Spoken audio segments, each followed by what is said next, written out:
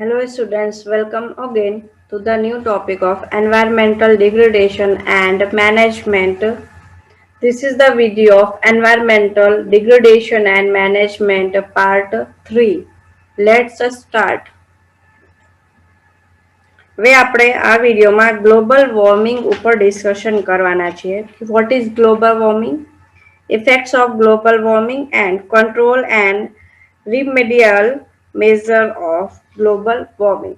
બરાબર, તો સૌથી પહેલો છે ગ્લોબલ વોર્મિંગ શું છે.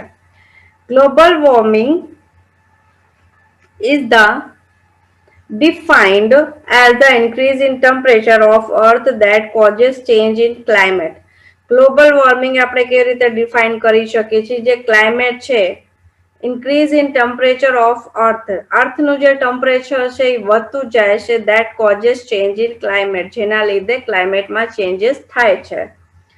The last few centuries have seen an increase in industrial agriculture and other human activity, resulting in release of more greenhouse gases in the atmosphere.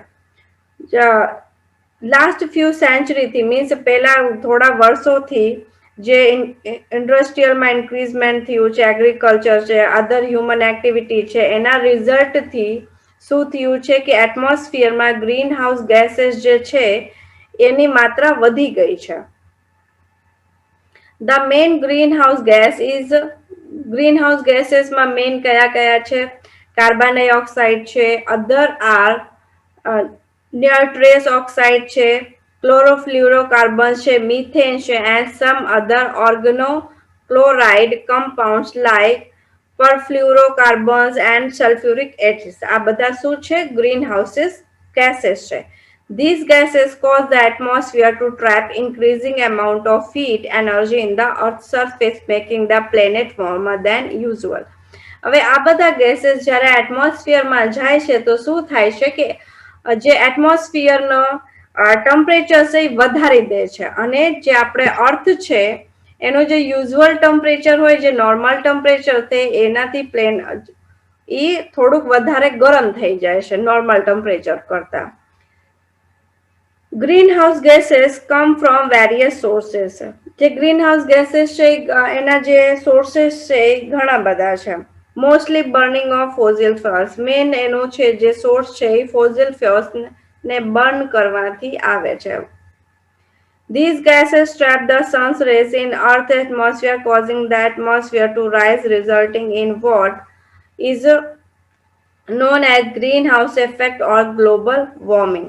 હવે these gases trap the sun's rays in Earth's atmosphere, causing the temperature to rise, resulting in what? જે આ ગેसेस છે બરાબર એ ઉપર જાય છે અને ટેમ્પરેચરને increase કરે છે, અને એનાથી શું થાય છે? જે ગ્લોબલ વોર્મિંગ છે એ વધતું જાય છે, making the planet earth warmer than usual. અને ગ્રીન હાઉસના લીધે પ્લેનેટને જે છે, પ્લેનેટ છે જે અર્થ છે આપણું, એનો જે નોર્મલ ટેમ્પરેચર એની કરતા એ વોર્મર હોય છે, મીન્સ ગરમ થઈ જાય છે. The global temperature is now 1 degree Celsius higher than 1900. 1900 century જે હતી એની કરતા 1 સેલ્સિયસ વધી ગયું છે.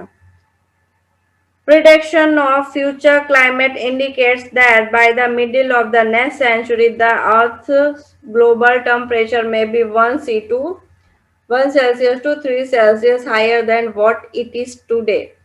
જે બધા ક્લાઇમેટ વાળા જે ફ્યુચર જે જોવે છે એમને શું પ્રિડિક્ટ કર્યું છે કે જે આપણું ગ્લોબલ ટેમ્પરેચર છે, આપણું અર્થ ગ્લોબલ ટેમ્પરેચર છે અત્યારે 1 સુધી પહોંચ્યું છે, એ વધીને નેક્સ્ટ જે મિડલ ઓફ નેક્સ્ટ સેન્ચુરી ત્યાં સુધીમાં 3C સુધી પહોંચી જશે.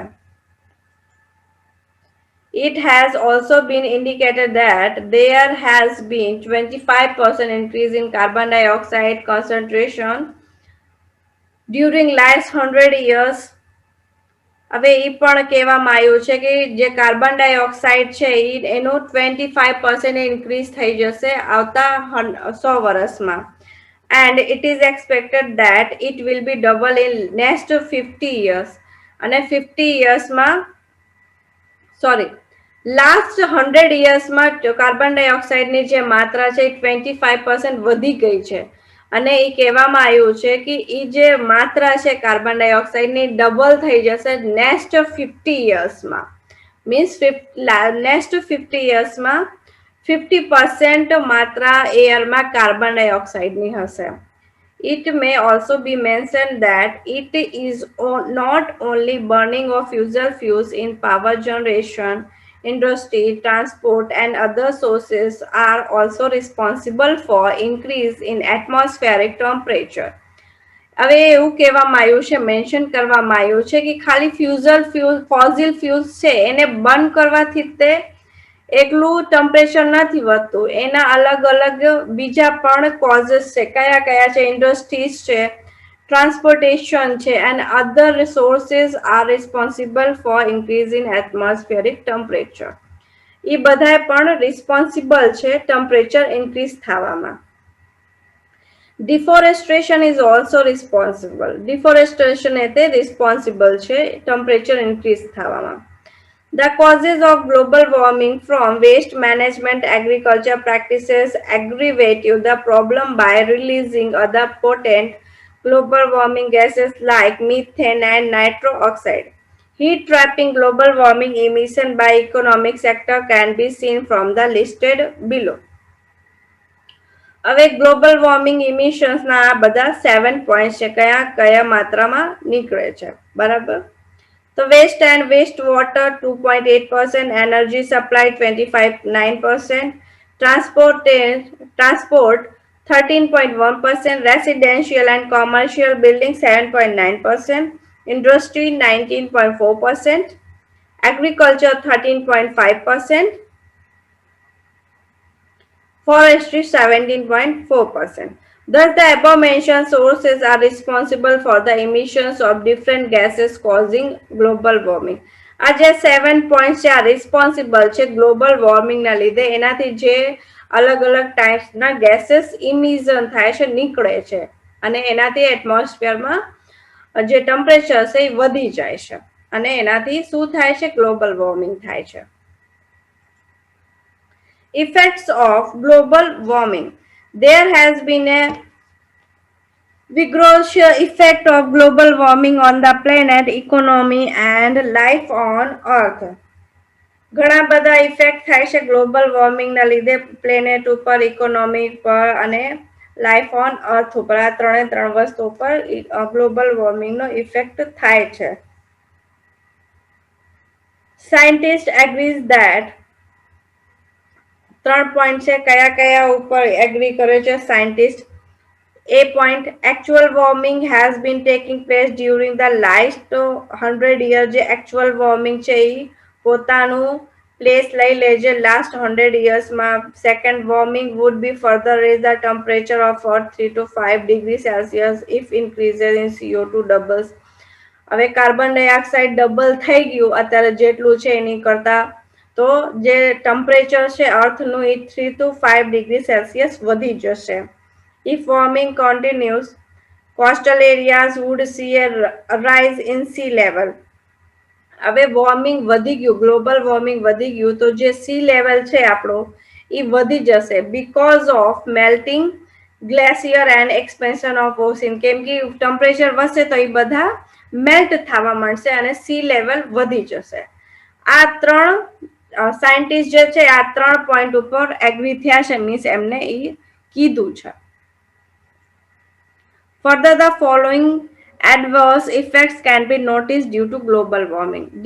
ગ્લોબલ વોર્મિંગના લીધે કયા કયા ઇફેક્ટ થયા છે એ આપણે નોટિસ કર્યા છે. એ 13 પોઈન્ટ્સ છે.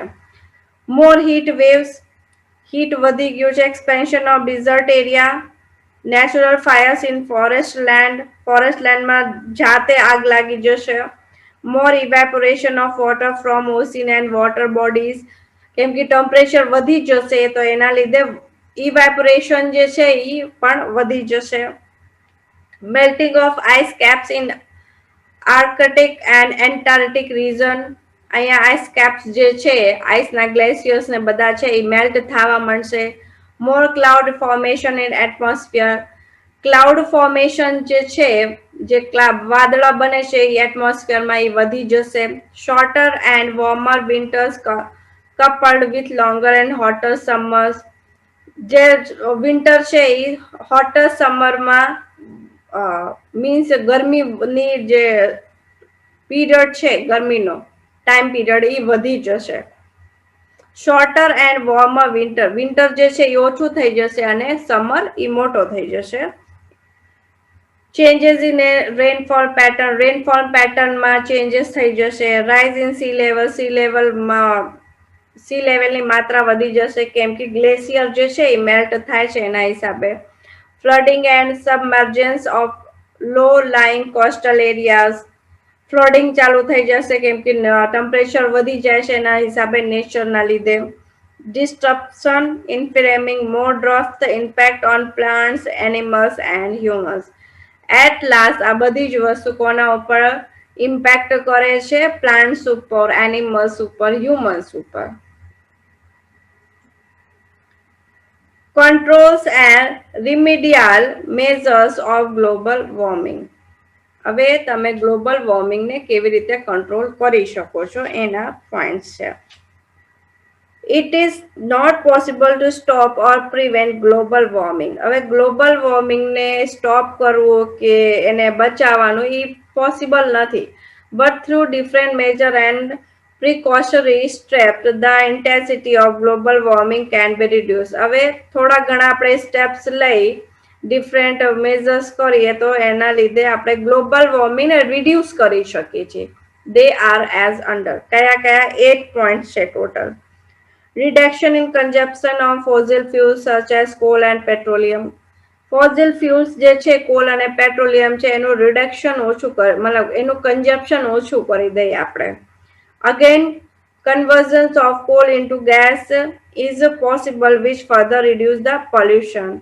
હવે conversion of coal, જો કોઇલનું કન્વર્ઝન છે ગેસમાં થાય છે, એ શું થાય છે? Is possible which further reduce the pollution, અને એના લીધે પોલ્યુશન કોલને તમે ગેસમાં કન્વર્ટ કરી દો તો જેનાથી શું થશે? જે પોલ્યુશન છે એ રિડ્યુસ થઈ જશે. Second one, use of biogas plants and natural gas. હવે આપણે બાયોગેસ છે, બાયોગેસ પ્લાન્ટ નેચરલ ગેસનો યુઝ કરીએ. As it contains only half of the carbon of coal and no sulphur. એની અંદર જે કાર્બન હોય, half of the carbon of કોલનું કાર્બનની માત્રા એમાં હાફ હોય છે અને એમાં સલ્ફર નથી હોતું. Use of nuclear power plant, nuclear power પ્લાન્ટનો યુઝ કરીએ આપણે. Use of more renewable sources of energy would ultimately tackle the problem of CO2 emission.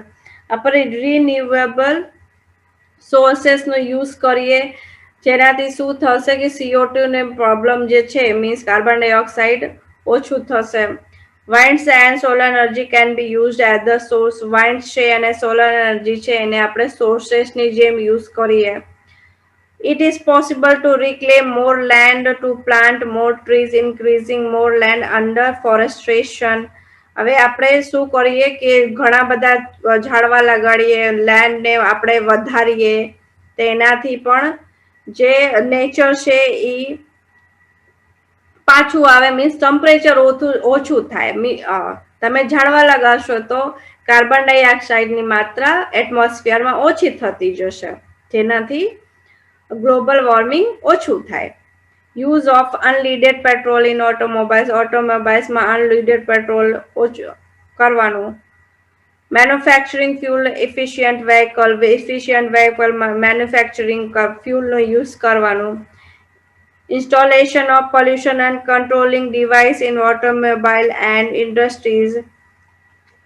જે ઇન્સ્ટોલેશન ઓફ પોલ્યુશન છે, જે ઓટોમોબાઈલ્સ છે એમાં શું કરીએ આપણે? પોલ્યુશન અને કંટ્રોલિંગ ડિવાઇસ ઇન્સ્ટોલ કરીએ, અને ઇન્ડસ્ટ્રીમાં પણ એને આપણે ડિવાઇસીસ લગાડીએ, જેનાથી આપણને ખબર પડે કે આપણે કેટલું પોલ્યુશન કરી છે. એનાથી આપણને આઈડિયા આવે કે આટલું જ આપણે એની લિમિટ ફિક્સ કરી નાખીએ કે આટલું જ પોલ્યુશન તમે કરી શકો છો.